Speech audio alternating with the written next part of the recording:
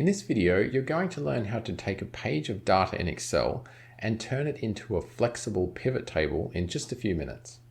Now, the first thing you should do when creating a pivot table is to actually create a regular Excel table with your data. This makes it dynamic, so you can add data to it later on and update your pivot table with just the click of a mouse button.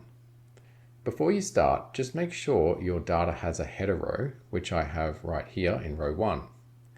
To create the table, just click anywhere on the data and press Ctrl T. Excel will guess the extent of your data, but as you can see, it hasn't captured everything because there are blank rows and columns. To fix that, we'll just hit Cancel, delete the blank columns and rows, and also delete the total row if you have one. Once you're done, click on the data again and press Ctrl T, and now we can see that Excel has selected all of the data. Make sure you've checked the box for My Table Has Headers and then click OK.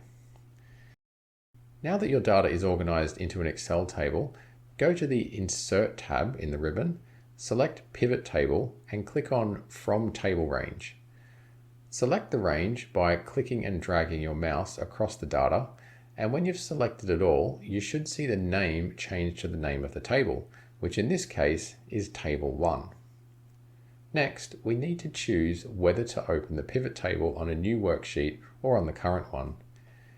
If you choose the current worksheet, select a location, such as cell I1, to be the top left-hand corner of the pivot table, and press OK. Now you have a placeholder for your pivot table and a pivot table fields box.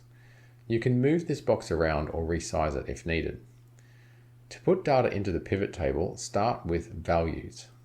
If we want to evaluate sales numbers, check the box next to Sales, and Excel will correctly guess that it should go into the Values box. Next, check the box for Product category, and Excel will put that into rows. You could put it into columns to create a horizontal table, but it looks better in rows. Now we can see that the sum of sales is split into the different product categories, with a grand total at the bottom. If you want to, you can select another variable like product name to further divide your numbers. If you decide you don't want a field there, you can just remove it. You can also add store name to see data divided by product category and then by store underneath.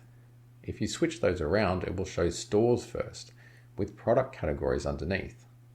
If you close the fields box and want to open it again, go to the ribbon and click on Fields List. To add dollar signs to the numbers, right-click on any number, go to Number Format, choose Currency, ensure the correct dollar sign symbol is chosen, and click OK. The last thing we're going to look at is how to add more data. To make it easier to see, you can remove the store names from the fields list so the table is not so crowded. Let's add a new row of data directly underneath the bottom of the existing table. This data is going to be for a $2,000 PC under a new product category called Computers. Once the new data is added to the Excel table, go to the pivot table, right-click on it, and click Refresh. You'll see the new Computers product category and the $2,000 sales figure added to the pivot table automatically. This works because we originally created a regular Excel table out of the data. If we didn't create the table, we wouldn't be able to do this. So that's how you can quickly create a dynamic pivot table in Excel. If you want to learn more, check out our full-length video on pivot tables, which we've linked to in the description below. See you there.